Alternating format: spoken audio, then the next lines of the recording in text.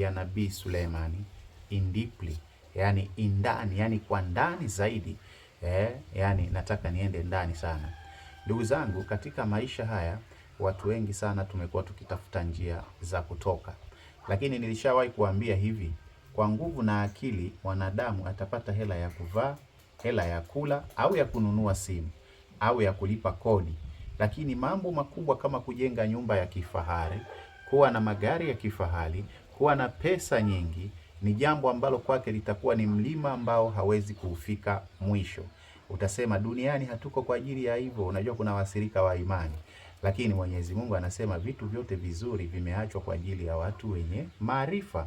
Kwa hiyo kama huna maarifa huwezi kuwa na mali, na hata ukiwa maskini napaswa ujue kwamba wewe ni maskini kwa sababu huna maarifa, lakini watu wote wenye maarifa wana mali. Nielewe vizuri, huna mali kwa sababu wewe huna maarifa, lakini watu wote wenye maarifa wana mali, hata kama wana akili kidogo, lakini wameyapata maarifa ya kupata hizo mali. Sasa leo nakuonyesha kuhusu hii inaitwa Hatam Suleimani au ufunguo wa Nabii Suleimani. Watu wengi sana wanajua, wanasema ufunguo wa Nabii Suleimani ulikuwa wa dhahabu. Ndio ulikuwa wa dhahabu, lakini yale mafunguo au vile vitu vilivyokuwa vimewekwa mle ndivyo vilikuwa vinaleta ule ufunguo uwe wa thamani zaidi. Nisikilize. Ufunguo wa Suleimani ulikuwa unafanya kazi gani? Ufunguo wa Suleimani ulikuwa unafanya kazi ya kumfungulia jambo lolote alilokuwa analitaka Suleimani. Na huu ufunguo tunajua uliwahi kuibiwa. Sasa na jini, alafu ukatupwa. Sasa Suleimani akawa anahangaika sana. Sasa hayo maarifa ya kwenye ufunguo ya Suleimani yamewekwa kwenye hii azma. Hii azma bana, wewe utakachokifanya kwa wewe ambaye unataka mali, hii sio chuma ulete, elewa vizuri. Sababu watu wengi sana wametapeliwa kwa kutokuelewa vizuri. Sasa utakachokifanya wewe, utatakiwa kuwa na chungu kidogo ambacho hakijatumika, au kuwa na kisonzwe hiki hapo. Nimekiongelea hicho, watu wengi mmeshtuka sana. Niliwaambia hiki ukiingia kwenye makanisa mengi ya watu wenye maarifa, utakuta hiki ndo wanachukulia sadaka. Unajiuliza, hili kanisa ina uwezo wa kununua hata chombo cha milioni 2, lakini kwa nini wanaweka hiki kisonzo cha kushona? Lakini sio hivyo tu. Hata ukienda sehemu nyingi kwenye mahekalu ya wabuzazi wa nani, utakuta hiki. Lakini hata ukiingia misikitini, baadhi ya misikiti utakuta hiki kimewekwa kwa ajili ya kupokelea sadaka, kwa sababu hiki kimeshonwa kwa usiri. Kisukuma tunasema sisi kisonzwe, kinachohusiana mizimu, malaika na majini kwa ajili ya kupata riziki. Sasa badala yake, kama hauna, unatumia chungu hiki kilichotengenezwa na mfinyanzi, hakijapikiwa chochote. Sasa utakachokifanya, utakuwa na hii. Wewe unataka utajiri wa kupitiliza, wewe unataka kuwa na mali, wewe unataka ifunguke milango 90 yote ya mafanikio. Watu wa Kariakoo mnanielewa? Watu wanasema hivi, pale utafanya biashara ukiwa na upepo. Yaani jamaa wangu anasema, "Hani upepo tu babangu. Ukiwa na upepo pale, hela zote ni zako. Wale watoto wanapita pale ni hela." Sasa una maarifa gani ya kuvuta sasa huo upepo uje kwako? Sasa subiri. Utakuwa na hiki, halafu nyumbani kwako utakuwa unaweka pesa. Mfano tu hivi, hata moja unaweka humu. Halafu unachukua hiki. Utachukua marashi yoyote yale, unaweza ukapaka hii kidogo, au ukajipaka wewe mkononi, ukaishika hii, ukaieleza kwamba mimi nataka mali. Unaiweka humu, mimi nataka mali. Nyinyi malaika, viumbe wa Mwenyezi Mungu, mnajua milango 7 ya mali iko namna gani. Nataka mnifungulie hiyo milango, mimi nipate mali kwenye dunia hii. Nimeteseka vya kutosha, nimezalaulika vya kutosha, nimehangaika vya kutosha. Kisha utakaweka ndani haka hakatavuta hela kama chuma ulete. Lazima unielewe wewe unayenitizama. Hakitavuta pesa kama chuma ulete, ila kuanzia hapo kitakufungulia milango yote 7 ya mali. Halafu utaona deal na upepo unavyokuelekea wewe. Na upepo huo utakapokuelekea wewe, utakachokifanya ni nini? Utakachokifanya ni kwamba umeenda huko, umepata milioni kadhaa, umepata hela kadhaa, unachukua kidogo, unakuja unaiweka humu kwanza.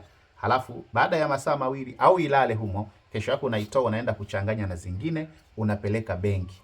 Usipofanya hivyo, pesa zako zitakuwa hazikai, zitakuwa zinaisha tu haraka haraka. Miezi 3 umemaliza, unapata zingine. Kwa hiyo lazima ufanye utii wa kwamba ninakuheshimu kwa sababu umeniletea mali, umekaweka humo. Haya ndiyo maarifa kina Ibrahimu, kina Suleimani, kina Ayubu walikuwa wanayatumia. Ibrahimu kitukuu cha mtu mwenye maarifa. Henoko alikuwa anaenda mbinguni na kurudi, alafu watu wanasema hakuna mwanadamu alishawahi kwenda mbinguni akarudi. Una akili ndogo wewe, tuulize wenye maarifa. Hiki pia unaweza ukakitumia kwa ajili ya kwenda kuombea pesa kwa mtu. Lakini naomba msio wazurumaji kwa kutumia hiki. Kitumie kwenda kumwombea mtu pesa, kwenda kutongozea. Naongea leo mambo yote hapa muelewe. Unaenda kumtongoza mtu mgumu, hakuelewi. Nikome kama ulivyokoma kunyonya ziwa la mama yako. Huna maarifa wewe. Kwani Mungu si alisema watu muishi na wanawake kwa akili, kwa maarifa? Haya hapa maarifa. Bana naenda kumkopa leo Shilima anipe milioni 100. Shilima ana hela sana, anauza sana pale maeneo ya pale wanaita nini kwa Karume. Kwa siku anauza mpaka milioni 100. Hivi kwa anashindwa kunipa milioni 100 mimi? Nachukua nakaweka hapa, nakapaka marashi au najipaka mkononi. Nafunga kote, naachia katobo kadogo hapa. Napuuliza pale mara 3. Ngoja nisije nikapuuliza ikawa kweli alafu jamaa kaanza kunitafuta kuniletea hela. Sasa unapuuliza pale mara 3. Halafu namsifia. Huyu Shilima jamani ni mfalme kabisa Shilima. Shilima ana pesa nyingi. Shilima ni mtu mwenye roho nzuri. Shilima hawezi kumnyima mtu pesa akiwa na shida. Basi mimi naenda kwa Shilima, nikifika anipe pesa jamani. Hata kama anajua sifa zangu si nzuri. Mimi ni mtu wa kuhangaisha madeni kulipa, ni mtu mzurumaji, lakini nikifika Shilima silione hilo. Alafu nakatia mfukoni, nenda kwa Shilima. Ukifika yani utasikia tu, baba yangu yani ndio wewe unaishakusikia, unahitaji hiyo pesa eti unapewa. Na wewe usizurumu. Ukizurumu haka kanapotea. Utakoma sasa. Na hizo hela zinaisha ovyo ovyo tu. Alafu unakoma sasa na deni, utafungwa. Lazima uwe mwaminifu, fanya mambo yako kwa sababu haka kanakurahisishia.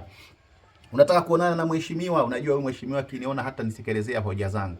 Haka hapa kaeleze, naenda kuonana naye na appointment naye. Ukifika kila kitu ndio mzee kama mliongea juzi. Haya Mwajuma anakusumbua, haka kanuizie. Nataka nikifika Mwajuma kama tuliongea juzi. Unashangaa alikuwa akisalimia, akifika tu siku hiyo siku hizi huonekani jamani. Alafu unamtest kidogo, kanunulie juice. Unaona anaenda hata kama ana hela anaenda kukopa. Maajabu. Wewe unateseka sana kwa sababu ya kukosa maarifa. Yaani Mungu anasema shida ya dunia na mahangaiko ya watu wote ni kwa sababu hawana tu maarifa. Ukiwa na maarifa, Yesu alitoa pesa kwenye samaki akalipa madeni akaisha. Hayo ni maarifa. Alinyanyua tu hivi mikate ikaongezeka. Hayo ni maarifa. Musa alikuwa anashushiwa nyama na kunguru wa roho kule jangwani. Hayo ni maarifa. Unajua nani? Elisha Elia. Mafuta robo akajaza mapipa ya kijiji kizima. Hayo ni maarifa. Alafu umekaa tu hapo mimi bwana namuomba Mungu mwana nishushie. Una wazimu sio kidogo. Naitwa Ruzuba. Ni foro tuwe wengi. Kama upendi usiniforo. Niko Chanika Zingiziwa, shule ya sekondari. Njoo nione nikupe maarifa zaidi.